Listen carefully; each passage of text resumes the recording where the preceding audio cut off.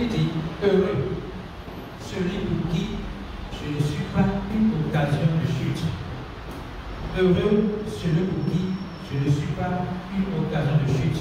Mais avant qu'on aborde la thématique, je voudrais établir une fondation. Vous savez, la vie sur la terre est basée sur la perception qu'on a de Dieu. Si vous avez une bonne perception de Dieu, câblée sur sa vraie nature, son vrai caractère, son identité, ses actions, vous allez être influencé par cette perception-là dans votre attitude sur la terre, dans votre manière de penser, dans votre manière de parler et dans votre manière d'agir. La perception que vous avez de Dieu va influencer votre conduite. Si pour vous, Dieu est bon, vous allez manifester la bonté. Si il est paix, vous allez manifester la paix. Si vous croyez que Dieu est amour, vous allez démontrer son amour sur la terre. En même temps, si pour vous Dieu est un Dieu de vengeance, vous allez être habitué à vous venger. Si pour vous Dieu est un Dieu qui punit, qui condamne, vous serez là également à condamner, à juger les gens. Donc nous allons voir aujourd'hui un personnage de la Bible qui a eu une mauvaise perception de Dieu et qui en a payé les frais. Donc on va lire Matthieu 11, verset 6. Déjà, on voit la déclaration, mais d'où vient la déclaration? Vous allez lire ça. Matthieu 11, verset 6. On peut lire ça dans la Bible. Matthieu 11, verset 6.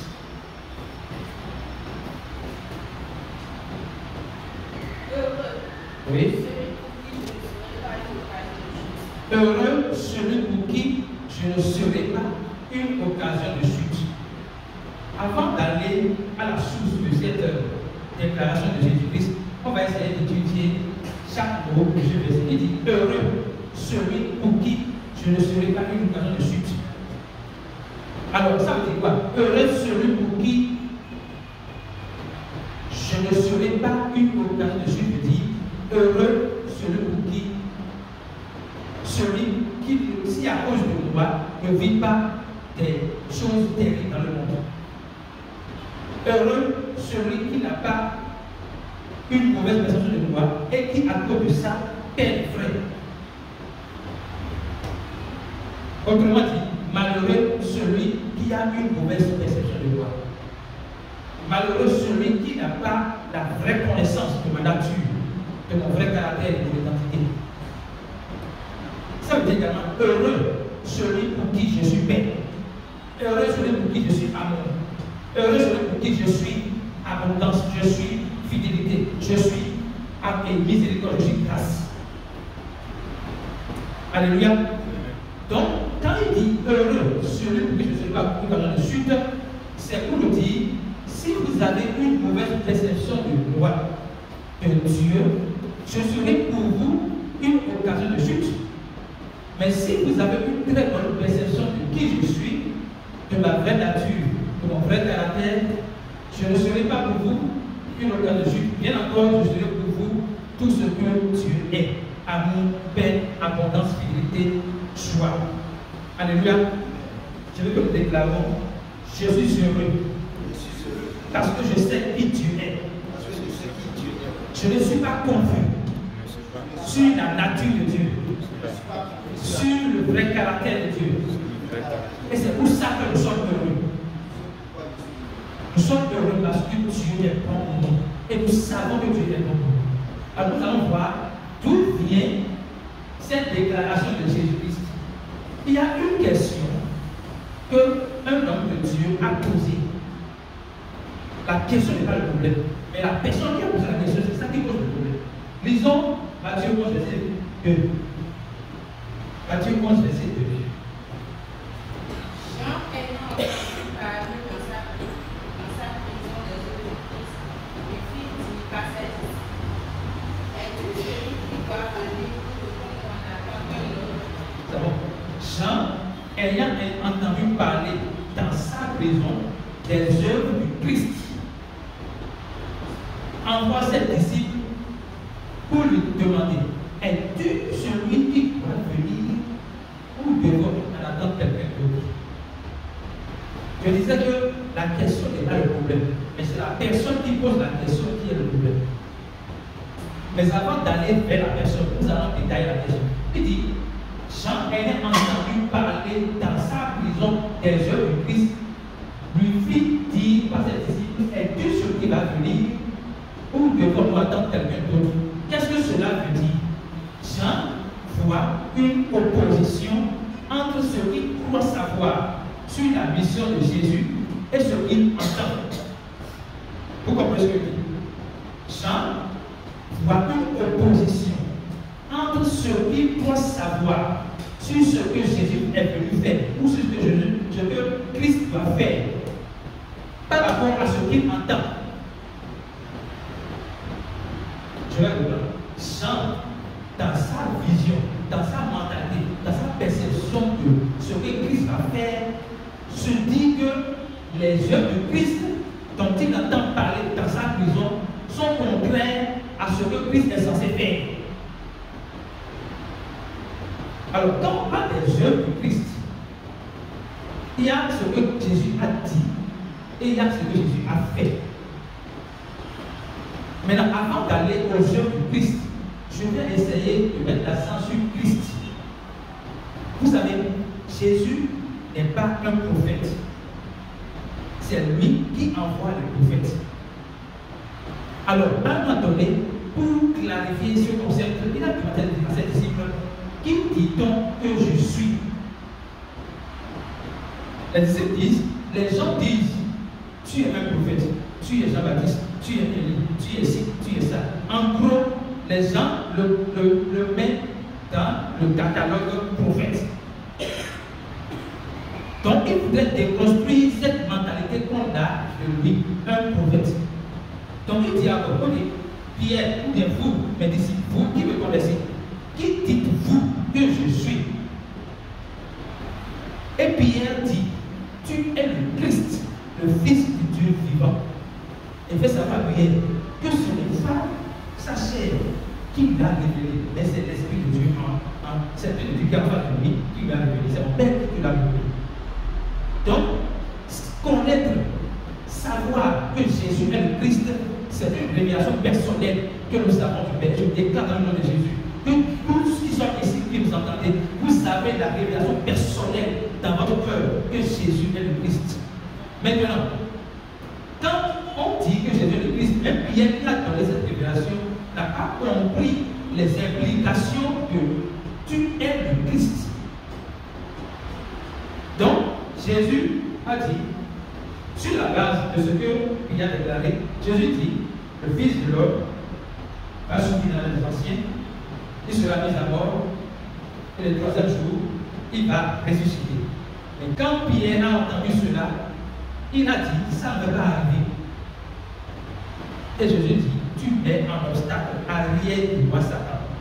Donc Jésus met l'accent sur le fait que lui, sa mission en tant que Christ, c'est de mourir pour les péchés du monde. C'est de mourir pour les péchés du monde. C'est de verser son sang pour les péchés du monde. La parole dit, sans effusion de sang, il n'y a pas de pardon des péchés. Donc Jésus a versé son sang pour que nous soyons pardonnés éternellement. Attention, je ne parle pas du sang animal, je parle du sang de Jésus, de Dieu fait homme. Et ce sang a payé le prix du péché éternellement. Je disais tout à l'heure que la question pose la c'est la personne qui a posé la question qui pose le problème. Vous savez, Jean-Baptiste a dit à ses disciples qui a envoyé Jésus, voici l'agneau de Dieu qui ôte le péché du monde. Autrement dit, voici le Christ. Nous venons de voir que Christ est venu pour payer le péché, pour mourir pour le péché. Donc quand Jean disait, voici l'agneau de Dieu qui ôte le péché du monde, il disait à ses disciples, voici le Christ. Alléluia. Donc il dit, voici le Christ. Mais quand Jean dit, voici l'agneau de Dieu qui ôte le péché du monde, il est en train de dire, voici la personne qui va payer le salaire du péché. Nous savons que le salaire du péché, c'est la mort. Le salaire du péché, ce n'est pas l'obéissance aux 10 commandements. Ce n'est pas l'obéissance aux lois de Moïse. 613 lois de Moïse. Non. Le salaire du péché, c'est la mort. Ce n'est pas non plus que votre business sera détruit. Ce n'est pas que votre enfant sera malade, ce n'est pas que vous serez malade, ce n'est pas que vous n'aurez pas d'époux ou d'épouse ou d'enfant. Ce n'est pas le cas. C'est la mort. On dit le salaire du péché, c'est la mort. Donc Jésus doit payer le salaire du péché. Donc quand Jean dit, voici l'agneau de Dieu qui ôte le péché du monde, il est en train de dire, voici l'unique personne au monde qui va payer le salaire du péché par sa propre mort pour le péché.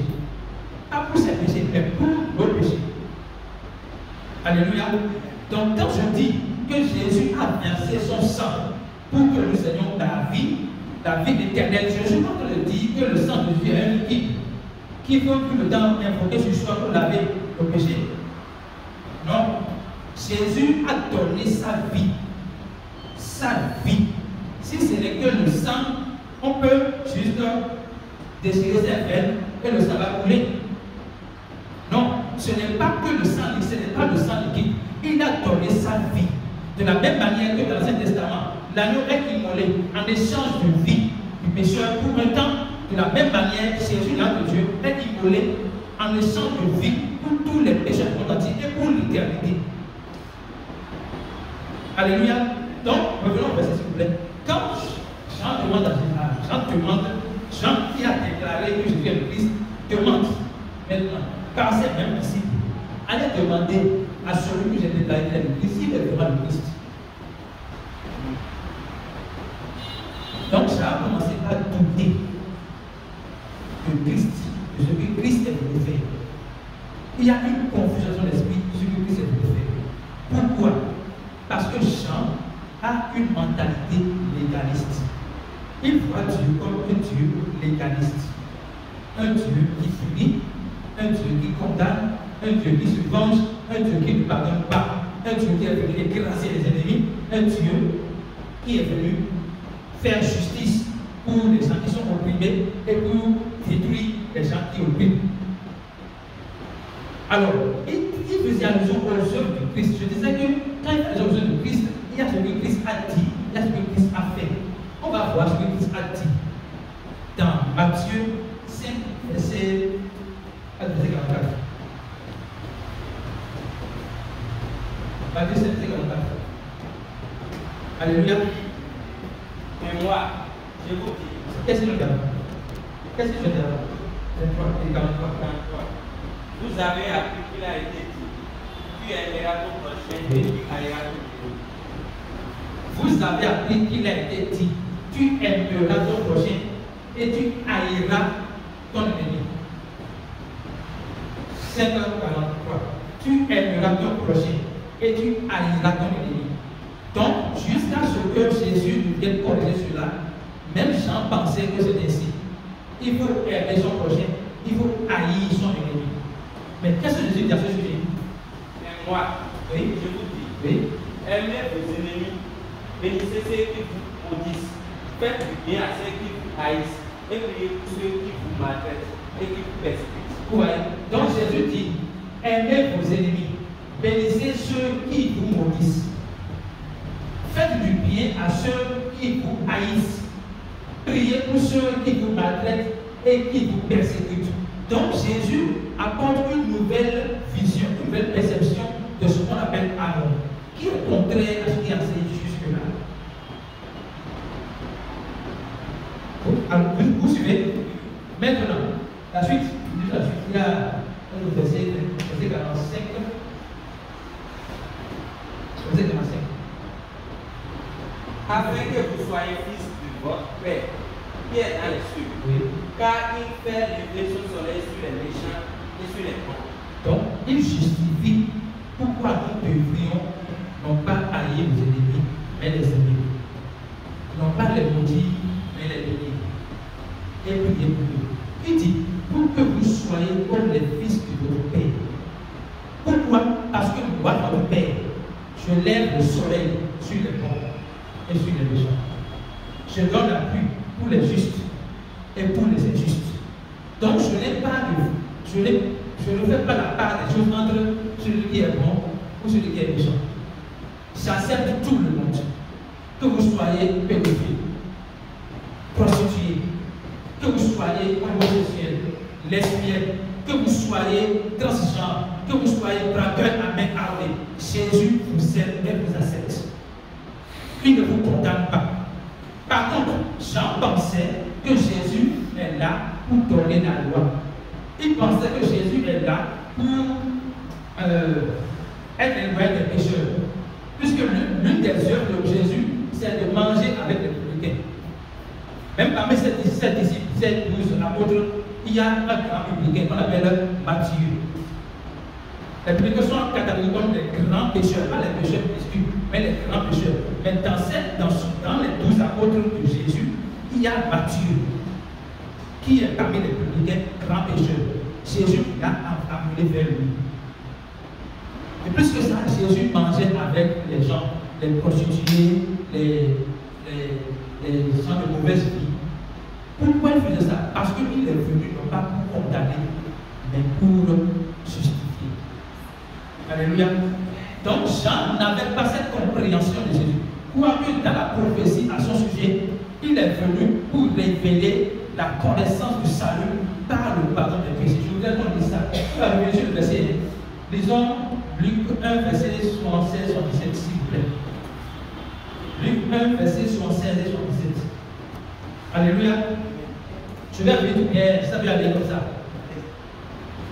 Luc 1, 76 77. Et toi, donc c'est Zacharie, le père de Jean-Baptiste, en plus de cet esprit, qui fait cette prophétie. Et toi, petit enfant, tu seras appelé prophète du Très-Haut, car tu marcheras devant la face du Seigneur pour préparer ses voies. Suivant. Afin de donner à son peuple la connaissance du salut par le pardon des péchés.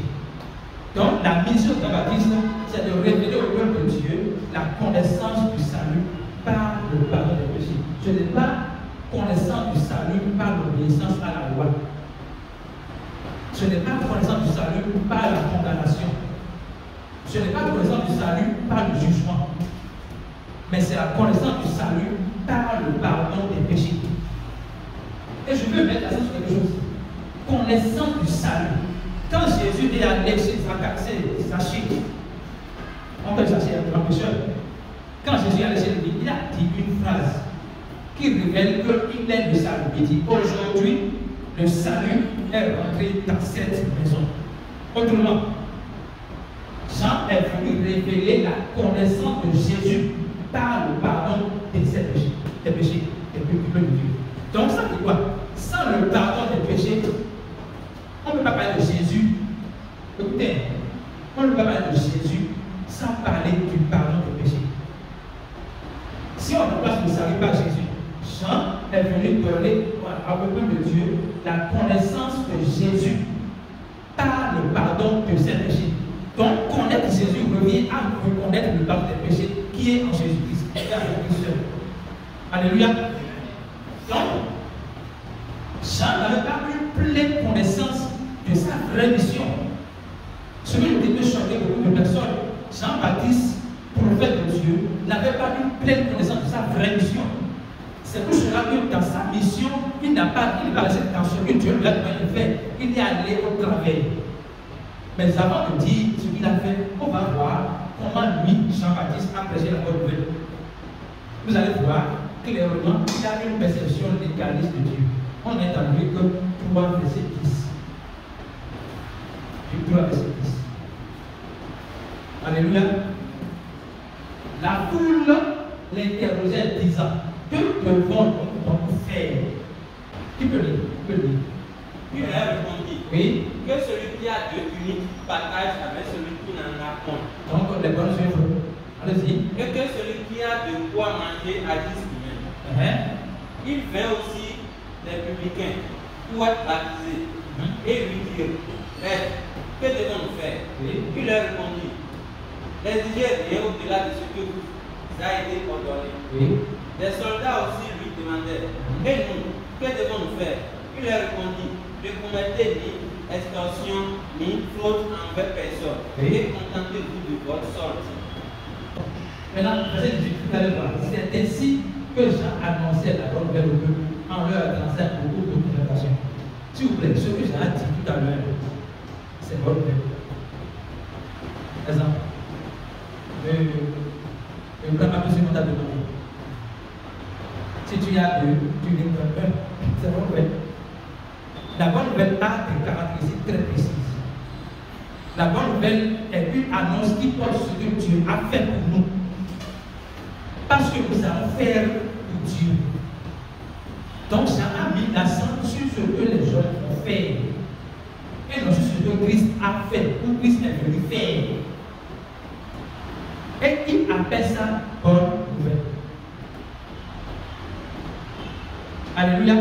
Donc la bonne nouvelle, c'est à propos de Jésus-Christ qui est venu donner le salut par sa mort pour nous péchés, son ensevelissement, sa résurrection.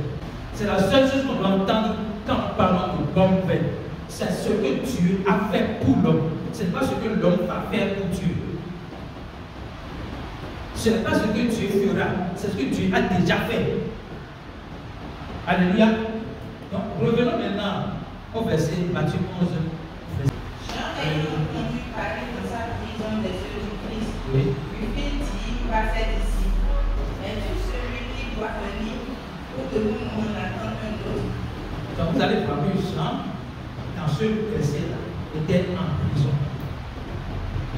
Maintenant, pourquoi il était en prison? Parce que dans l'exercice de son ministère, selon sa perception erronée de Dieu, il a condamné Hérode, qui a pris Hérodias, femme de son frère. Or, la mission de Dieu, la mission de Jésus, Dieu fait tort. Ce n'est pas pour condamner, ce n'est pas pour juger, c'est pour donner de l'amour. C'est pour démontrer l'amour de Dieu, le pardon de Dieu. Donc, s'il avait compris sa mission et la mission de Jésus, il n'allait pas condamner publiquement comme une sorte d'humiliation Hérode. Même si on dit la vérité, ce n'est pas en condamnant Hérode que Hérode va devenir saint. Vous comprenez ce que je dis? Ce n'est pas en condamnant Hérode de l'adultère qu'il vient de faire qu'il va devenir saint. La preuve, quand on a eu l'opportunité d'amener une femme adultère devant Jésus, Jésus a fait en sorte que personne n'arrive à la condamner. Il a dit, si vous n'avez jamais péché, jetez la pierre. Mais personne n'a pu jeter la pierre à Marie-Madeleine. Mais quand il a levé la tête, il a vu personne ne t'a-t-il condamné? Et il a dit non. Il dit, moi non plus, je ne te condamne. Va et ne baisse plus. Il vient de lui donner la puissance sur le péché, sans la condamner. Donc, Jean-Baptiste n'allait pas à condamner Hérode, mais il a condamné. Il a montré qu'en tant que prophète de Dieu, il veut tout se permettre et rien ne va lui arriver. Dieu vous protège dans la sphère qu'il vous donne comme mission. Si vous sortez de là, vous n'êtes plus sur le côté de Dieu. Si vous sortez de ce que Dieu vous recommande de faire, vous n'êtes plus sur l'autorité de Dieu, vous n'êtes plus sous la protection de Dieu. Ce n'est pas que Dieu ne vous protège plus, mais vous-même vous êtes éloigné de sa protection. Sa protection pour vous, elle est dans l'accomplissement de votre mission selon son cœur. Donc, nous savons que Jean-Baptiste a fait la prison et après il a été décapité. Nous savons également que Paul a fait la prison. Mais est-ce qu'il a été décapité? Non. Chaque fois qu'on le voit en prison, c'est la puissance de Dieu qui s'opère. Parce qu'il vit et il marche selon la foi de Dieu. Donc, il est resté sous la couverture de Dieu, sous la protection de Dieu, dans son ministère. Ce qui fait que quand on l'emmène en prison, donc injustement, Dieu le protège et le sécurise. Et à travers sa prison, il donne gloire à Dieu. Et beaucoup reviennent à Christ à travers cela. Alléluia. Donc, Jean, dans sa déviance de sa mission, a connu la prison, puis la mort. Mais après la mort, il a commencé à douter de Jésus et de Christ. Et qu'est-ce qu'il attendait de Jésus? Il avait une attente. Peut-être qu'il attendait que, bon, comme il est prophète de Dieu, et il a insulté Hérode, Dieu va venir briser Hérode et puis le sortir de la prison. Mais ce n'est pas comme ça qu'il fonctionne. Dieu est amour. Dieu est bon. Il ne manipule pas. Mais il vous demande de faire selon ce que lui-même il a fait. Donc Jésus est venu non pas pour condamner, mais pour justifier. Jean ne sachant pas pourquoi Jésus est venu à condamner au lieu de justifier, a élevé la sentence de Dieu comme une punition au lieu de révéler le pardon de Dieu. Maintenant, écoutons ce que Jésus-Christ a dit. Suite, verset 3.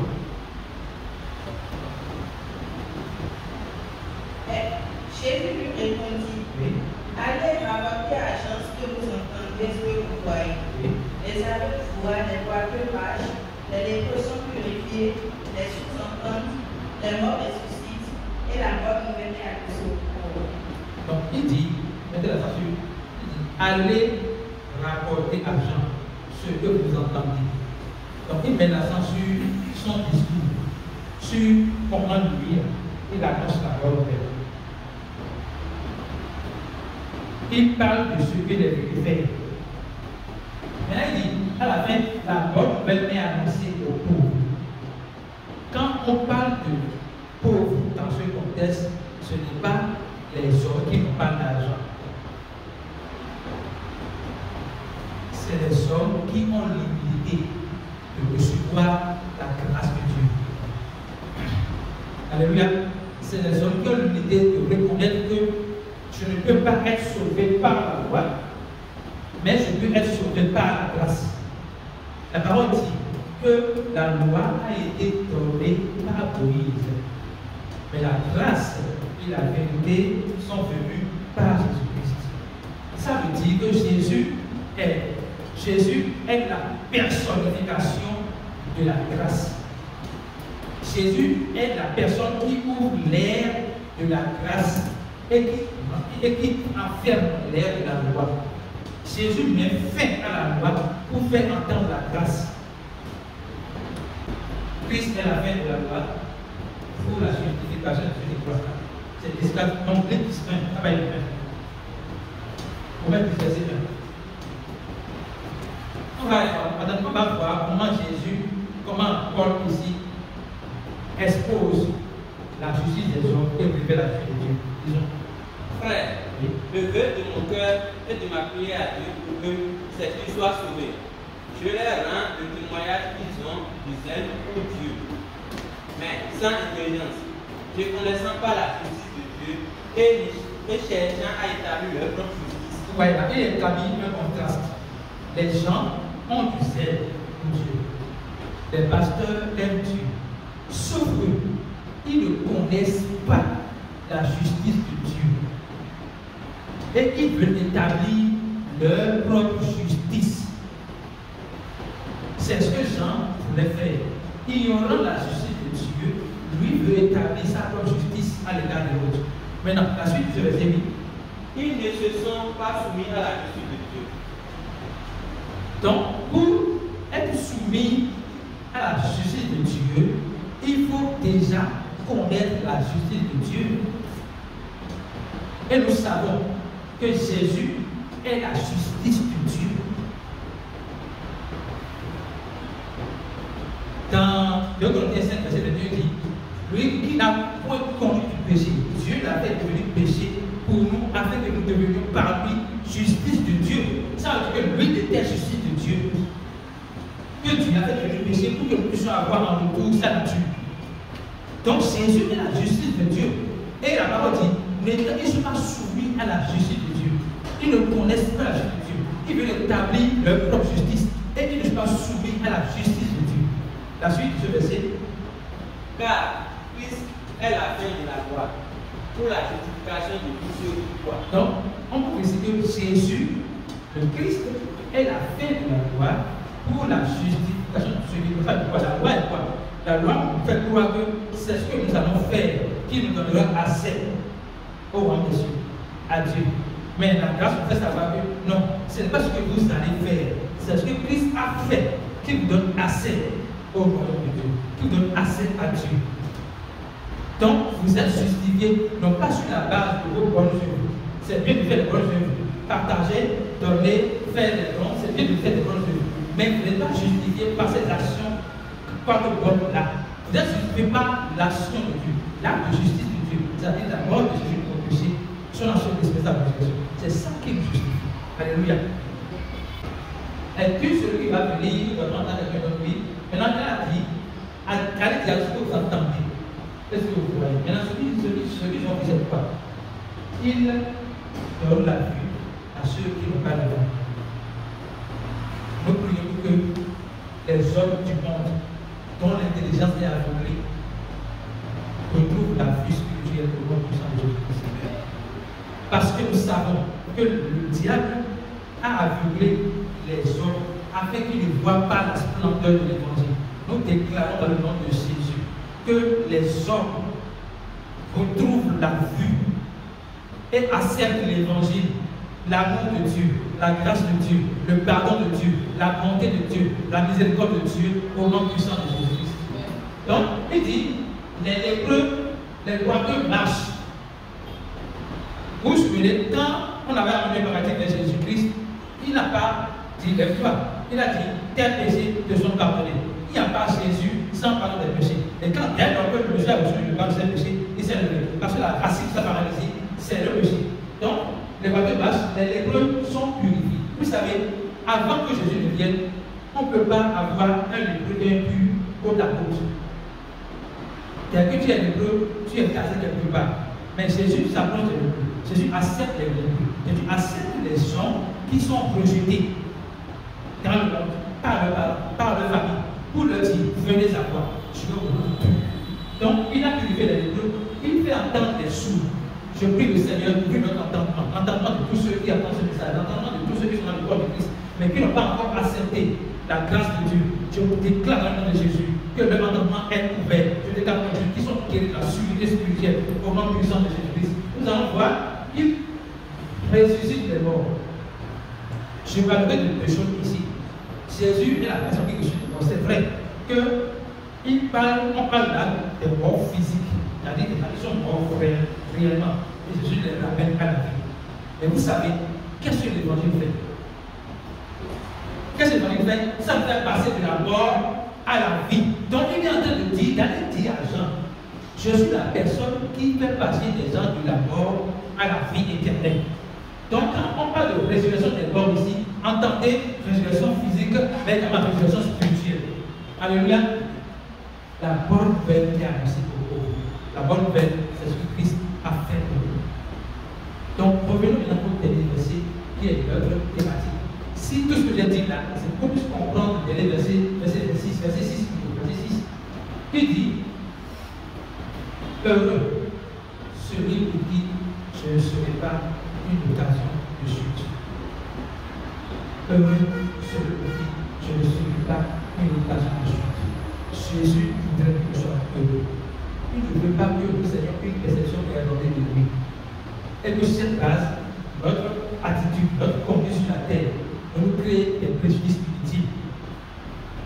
Il dit heureux celui pour qui je ne serai pas une occasion de chute.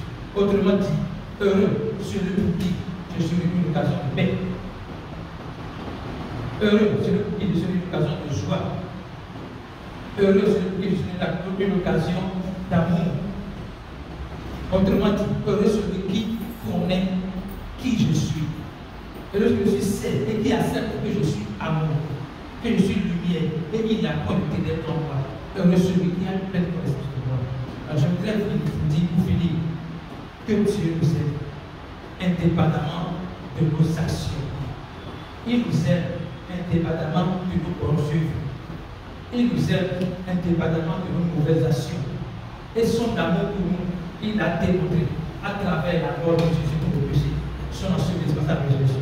Je voudrais qu'on se lève pour commencer à déclarer. Dis merci à Dieu pour son amour. Dis merci à Dieu parce que nous sommes heureux. Je suis heureux parce que je te connais. Je suis heureux parce que tu as permis que je te connaisse. Je suis heureux parce que tu as permis que j'ai la pleine conscience de toi.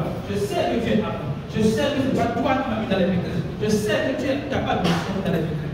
Merci Jésus parce que tu l'as fait. Je suis heureux parce que je n'ai pas une mauvaise perception de toi. Je suis heureux parce que je sais que tu es un bon père. Je suis heureux parce que tu es un Dieu d'amour. Tu es un Dieu d'amour. Je sais que tu es un Dieu d'amour. Je sais que tu es amour. Je suis heureux parce que je manifeste ta paix. Je vis ta paix et je demande ta paix.